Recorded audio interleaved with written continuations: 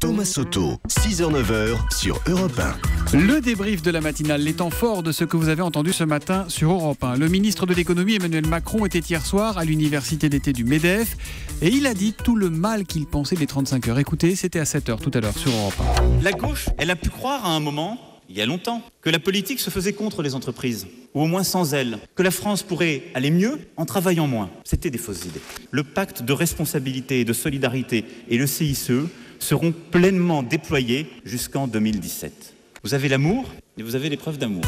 Une déclaration d'amour qui a du mal à passer à gauche et qui n'a pas du tout plu au député socialiste Yann Gallu. Écoutez, c'était tout à l'heure dans le journal de 6h. Emmanuel Macron est ringard, car on sait aujourd'hui que la solution n'est pas l'augmentation du temps de travail, mais la qualité du temps de travail. C'est une provocation. Ce sont des mots d'un homme politique de droite. Aucun responsable politique de gauche sensé ne tient ce genre de propos.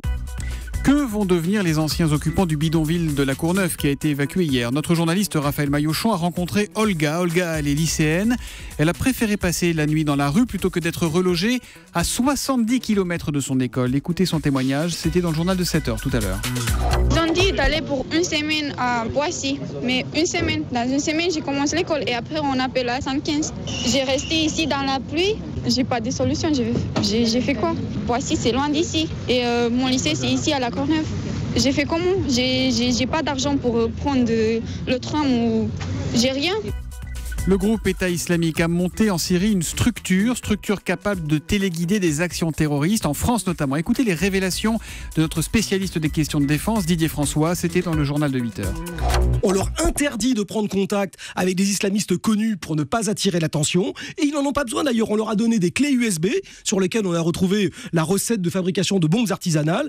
Toutes les consignes leur sont transmises par des messageries cryptées en direct et en permanence. Alors c'est aller sur tel parking, trouver une Mégane de telle couleur, la clé est sur la roue avant droite, et puis dans le coffre, il y a le sac d'armes et les gilets pare-balles. C'est aussi précis que ça. Voilà, Didier François pour ses révélations sur le fonctionnement du groupe État islamique et la façon dont ils organisent les attentats. Dans la morale de l'info, à 7h25, Raphaël Antoven s'est arrêté sur le mot de ces derniers jours, un héros. On en a beaucoup entendu parler, des héros du Thalys, mais au fait, c'est quoi un héros ? La morale de l'info à 7h25 sur Europe 1. Le propre du héros, Thomas, c'est paradoxalement la modestie. Ah bon ? Mais oui, et pour une raison essentielle, le courage n'est pas un calcul. Alors que le type qui court se réfugier dans une pièce fermée, trouve un paquet d'explications excellentes à son geste. Le courage ne fait jamais le calcul de son intérêt. C'est pas parce qu'on espère la gloire qu'on est courageux. C'est parce qu'on est courageux qu'on obtient éventuellement la gloire. Et la morale de l'info alors ? Ah, la morale de l'info, c'est une philosophe qui me l'a fournie. C'est Cynthia Fleury dans un très beau livre sur le courage. Elle écrit ceci: le courage est sans victoire, sinon sur soi-même. La morale de l'info qui revient lundi avec Raphaël Antoven. Et Raphaël qui sera également présent le samedi sur Europe 1 de 15h à 16h avec l'émission Qui vive, toute nouvelle émission. Et puis Mylène Farmer revient avec un nouvel album après 3 ans d'absence. Alors pour l'instant, on n'en connaît qu'un premier extrait dévoilé ce matin. Un duo avec Sting, une reprise en l'occurrence du chanteur britannique.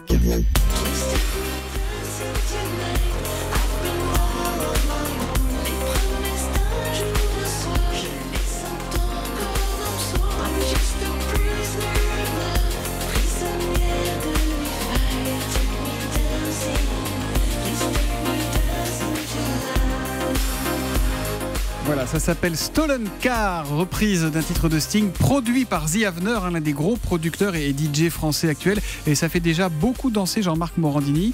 Ouais. Hein, ah oui, c'est bien, c'est sympa. Beaucoup de réactions, les fans de Mylène Farmer sont mobilisés. Et il y a Nicolas de Reims qui nous demande avec le hashtag un matin, un duo Julie-Thomas, c'est pour quand l'hymne de la matinale ? Vous allez plutôt faire l'hymne du Grand Direct avec Jean-Marc. Ah oui, on chante beaucoup dans l'émission. Voilà, le problème, c'est que Jean-Marc chante faux. Voilà. Ah, ouais, c'est un couple dissonant. Donc, vous réagissez sur Twitter avec le hashtag un matin, sur europe1.fr ou sur Facebook.